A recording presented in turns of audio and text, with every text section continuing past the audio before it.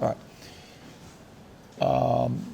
Preparing for Tennessee, tremendous team, tremendous ball club. They've got, Vescovi playing really well. Springer coming off a 30-point game. Johnson, two McDonald's All-Americans, great players. Pons, as good a defensive player as there is in our league.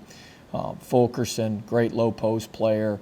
They bring, they got Josiah James, a McDonald's All-American coming off the bench, who's a tremendous shooter. Victor Bailey, great shooter. Anasicki, tremendous rebounder, 13, really good rebounder, good around the rim. So they've got great personnel. I think they're as well coached as anybody in our league. It's going to be tough sledding, especially for us on the offensive end against their stellar defense. So be a big challenge. They're a top 15, top 20 team for a reason, and it'll be a huge challenge for us tomorrow. Yeah, well, I mean, looking at their stats and their personnel, I mean, they don't have anybody particularly like in the top 20 in scoring, but is it basically they control pace and they play really good defense? Well, it's very balanced. I think they've got a bunch of guys that are from like 8.5 points to 12 points, I think is like their whole roster of guys they play. I think they got like 7 guys that are from 8.5 points to 12 points. But they're as good defensively as I've seen. They're in a stance, they're low, they're off to the ball. I mean, it's like watching a coaching clinic when you watch them guard. And so it's pretty impressive. There's a transition D clip. I showed the team yesterday. I said, it gets no better than this in transition D. It was from, I believe, their Missouri game. I can't remember the exact game, but it is tremendous watching them on film defensively. But offensively, they run good stuff. They get the ball in the paint. They're physical. They get on the offensive glass. They just do it a little bit different way. They're very balanced with most of their guys. Well, they looked like they had been in a little bit of a slump a couple of weeks ago, where they were in the 50s, and in games like that, they lost. Ole Miss scored only 50. Looks like they've gotten their scoring back. What have they done lately in the last couple of games? I think they've been over. Well, I think against Georgia, they were tremendous in transition. They hit a bunch of transition threes. They really got going in transition. But those games they lost, they were down one of their best players too. It's not. I mean, they were down Johnson in those games, and they were down Pons against Georgia. They'll be full strength against us from what I can gather. But they were down guys, and they got off to a great start at Ole Miss. You look at their Ole Miss game; they got off to a tremendous start. The last 10 to 12 minutes, they kind of bogged down against the 1-3-1 and against a couple other things. But once they're at full strength, and they'll be sprinting out in transition, getting out in transition, and really that second half of the Kentucky game and the entire Georgia game, they've played faster. They've shot a few more threes than they typically have, and they've been scoring the ball extremely well. And also, if I can, from 1 to 10, they might be the best all-around group you played this year. Maybe. I mean, that's fair. I'd say their rosters is it's as good as most. They've got Pons, who was the defensive player of the year last year. They've got they got 3 McDonald's All-Americans with Springer and Josiah James, who's a sophomore, and Johnson. Then they've got Vescovi, who's had a year of experience, who's played great. They got Fulkerson, who's in his 3rd or 4th year. I think he was an all-league player last year and was certainly preseason all-league. This year they had Bailey, the transfer from Oregon, who averaged 7 or 8 points a game at Oregon. Add him as a shooter. Anasicki was a tremendous player at Sacred Heart, and so they've got as good a roster and as well a constructed roster as I've seen. Thanks. Hey, well, got a bit of a two-parter for you. I mean, you mentioned Pons. He's kind of the orchestrator of what they do on defense, and I think he's among the league leaders in blocks. And, for a 6'6" guard, that's pretty impressive. I mean, just kind of talk about the challenges that he specifically presents to you guys from the guard perspective. Well, he's going to be tough to score over. He blocks almost 2 shots a game in SEC play. He's active. He's all over the court. Like I said, he's a defensive player of the year. There's a reason for that, and so he's just very active. He's very athletic. He's as good of an athlete. Him and Johnson are 2 of the best athletes. There can't be There can't be two or three better athletes than them in the entire league, and they're both on the same team, and so that makes them very, very dangerous and very, very good defensively. And then just one quick one, if you would. I guess, offensively, you guys really seemed to, hit a stride last game. You were able to kind of pick yourselves up. I mean, just going back and looking at the film, what were some of the things you felt you did well, and just kind of how do you translate it to this game? I thought we converted the turnovers better. I thought our transition offense was better. Our spacing was a little bit better, and certainly we moved the ball and shared the ball quite a bit better in the half court. We got the ball moving side to side. We got in trouble a couple times when we took one pass, no paint touch shots. That's when we had a 7-point lead in the first half and had 3 straight possessions like that. We had a couple possessions second half when we had a lead, and so we've got to be able to limit those. And we don't give the defense enough time to mess up, and that's certainly going to be true on Saturday against Tennessee.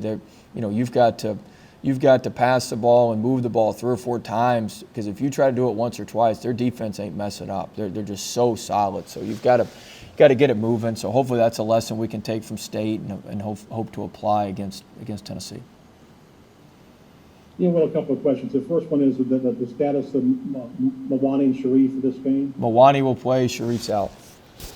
Okay, and secondly, y'all moved the ball so well the last game, and you have these games where you do move it well, then it kind of disappears. How do you kind of, I guess, keep the ball moving going instead of like having those periods where it gets stagnant and everybody's standing and watching, and it breaks down to a lot of one-on-one?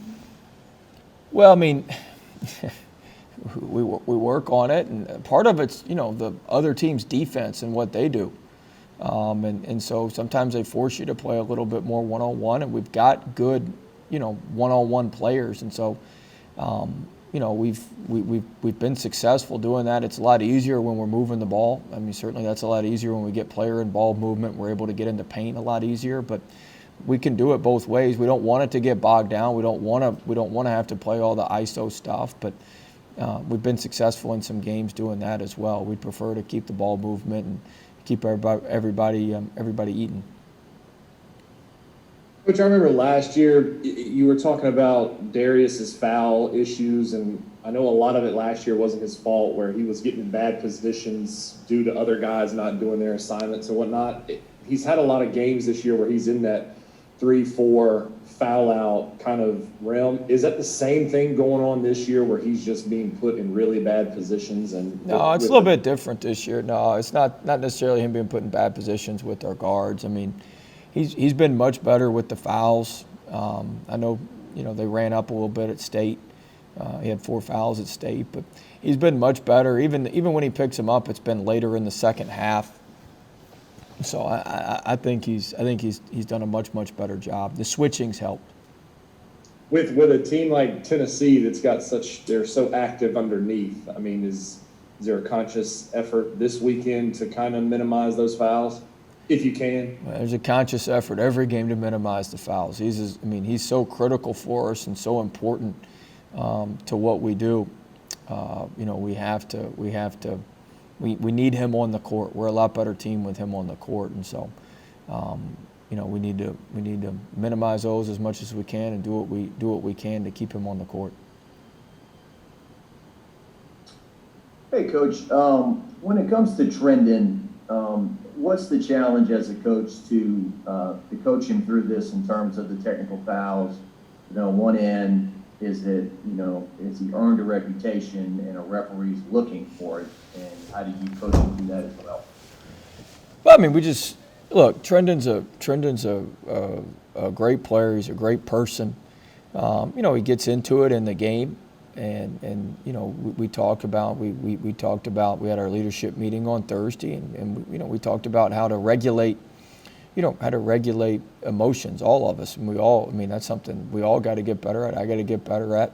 All of our players have to get, all of our players can improve in that area, and so it's something you constantly talk about. You try to teach, but there's a fine line. You want to play with an edge. I thought we played with a great edge at Mississippi State. I thought, you want your leaders, Javonte, Trendon, those guys to bring that edge. But it's certainly unfortunate, that we need him out there more than anything. I mean, the free throws are a problem, obviously, giving the other team points, but it runs his foul count up. You look at the Texas Tech game, it was his 4th foul. You look at the game the other day, it was his 3rd foul. And so it runs his foul count up, and that's somebody that he's a very, very valuable player. So we've talked about channeling that energy into our team as opposed to going against maybe the opponent and just channeling that and feeding the fire in the right area. But he's a tremendous kid. He's a tremendous person. Raised unbelievably well by his parents and his family, and so it's just one of those things that's kind of happened. I can assure you this: we're not the only people on the court talking.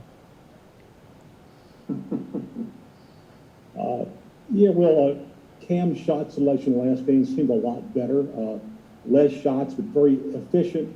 Is that something that is maybe discussed with him, or is it something that's him growing as a player, maturing and understanding, I'll take it to mid-range and shoot it. I'm good here. I don't need to keep shooting threes right now. No, I don't think Cam's shot selection's been bad all year.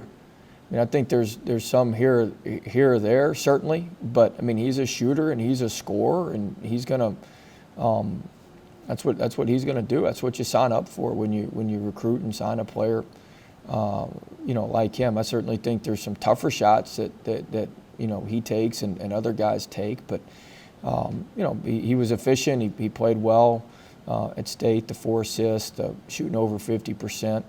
And sometimes you got to take what the defense gives you. And so in some of these games, teams are forcing him.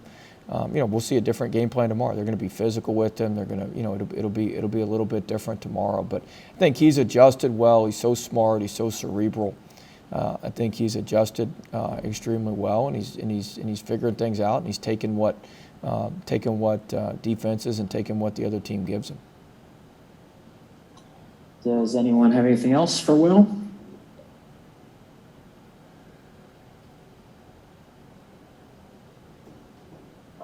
Thank you, sir. Thanks, guys.